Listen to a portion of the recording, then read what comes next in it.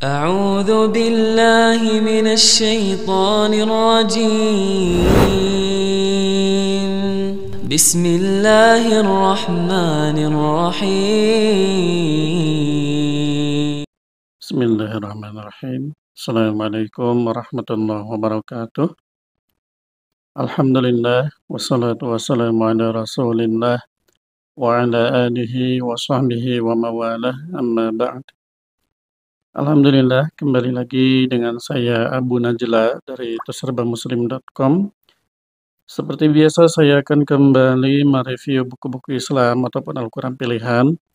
Dan yang akan saya review kali ini adalah sebuah buku dengan judul Menggapai Sholat Khusyuk, 33 Langkah Meraihnya.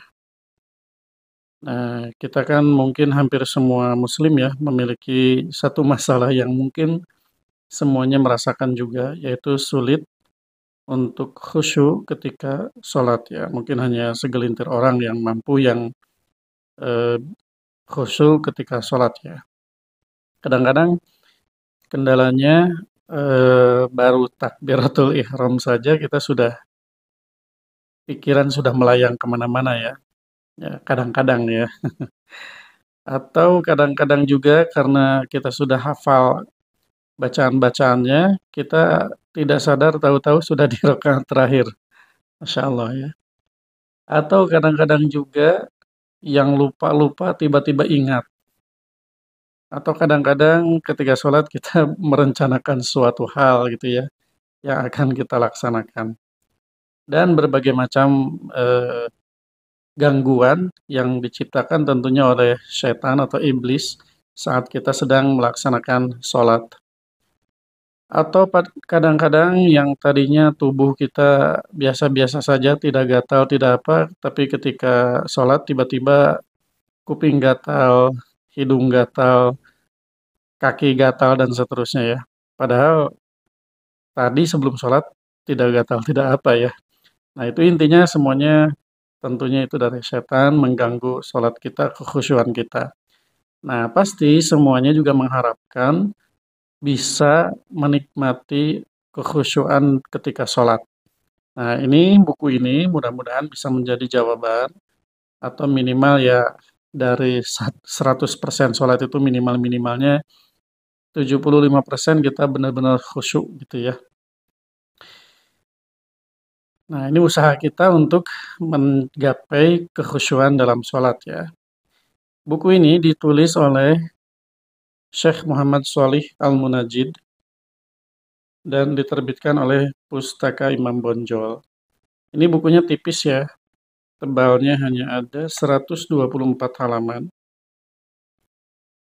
124 halaman ya, sampulnya soft cover. Kemudian saya perlihatkan langsung saja daftar isinya. Nah, ini daftar isi. Jelas nggak ya? Daftar isinya yang pertama di sini, menggapai sholat khusyuk, menyembunyikan kekhusyuan, hukum kekhusyuan. Pertama, berkeinginan kuat untuk menghadirkan apa yang dapat mendatangkan kekhusyuan dan menguatkannya. Nah, dimulai dari mempersiapkan diri untuk sholat dan melakukan persiapan terhadapnya.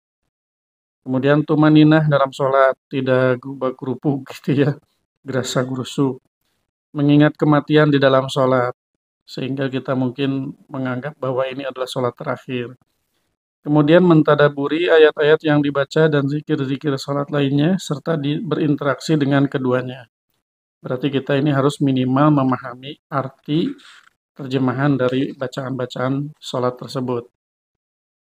Selanjutnya membaca ayat demi ayat, kemudian membaca dengan tartil dan suara yang bagus.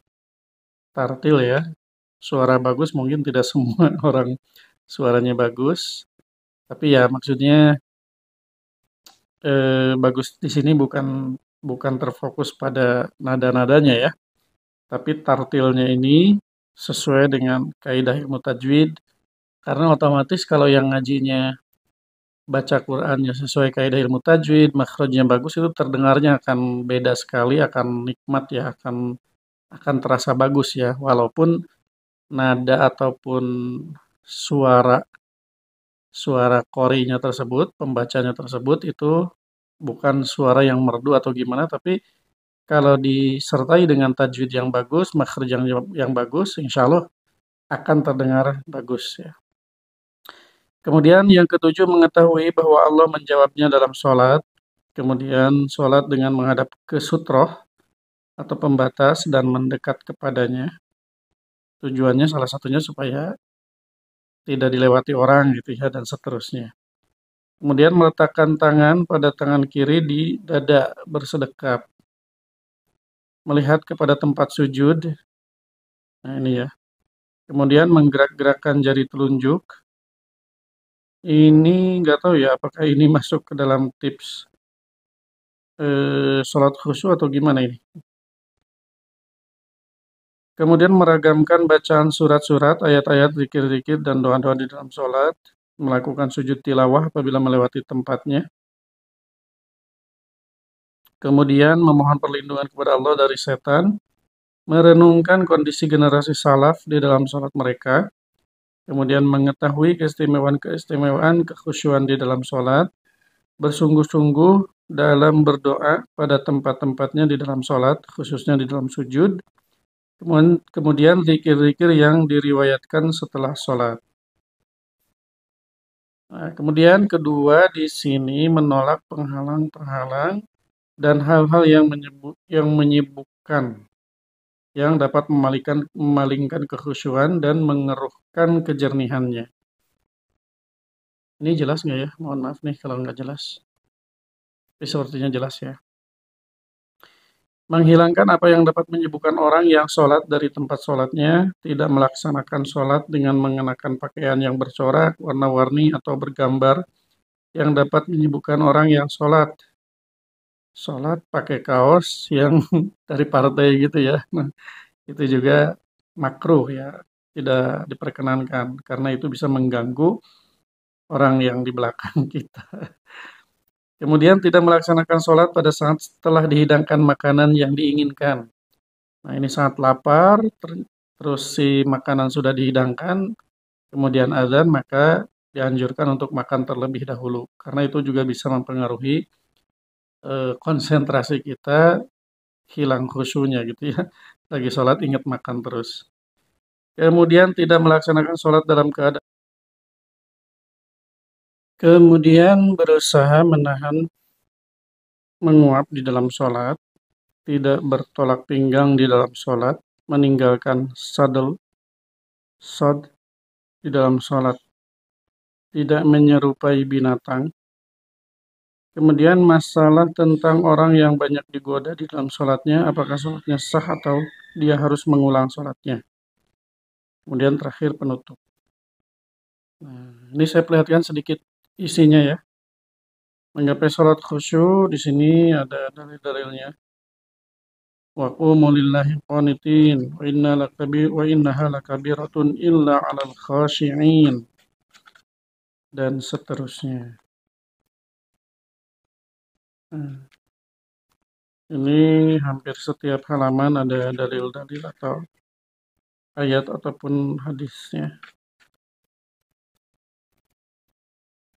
Kemudian disertai juga ini ada sumbernya atau catatan kaki, tapi catatan kakinya ini rata-rata rujukannya ya.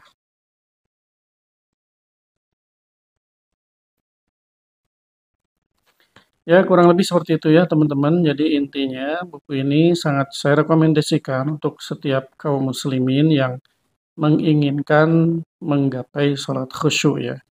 Karena memang harus diusahakan dari mulai persiapan, kemudian saat melaksanakan sholatnya, dan setelah sholat juga kita harus lakukan dengan sebaik-baiknya, semaksimal mungkin ya. Adapun ya tidak sempurna ya, namanya manusia ya. Tapi tetap kita harus belajar atau mencoba dengan berbagai macam cara supaya kita bisa lebih banyak khusyuknya dibanding goflah atau lalainya ya. Gitu. Jadi kalau dibandingkan ya di atas 50% lah khusyuknya ya, mudah-mudahan. Baik teman-teman, mungkin itu saja yang bisa saya share untuk video kali ini. Semoga bermanfaat. Bagi teman-teman yang tertarik untuk memiliki buku ini murah ya. Silakan teman-teman order melalui WhatsApp di 087 870 173 490. Terima kasih. Assalamualaikum warahmatullahi wabarakatuh.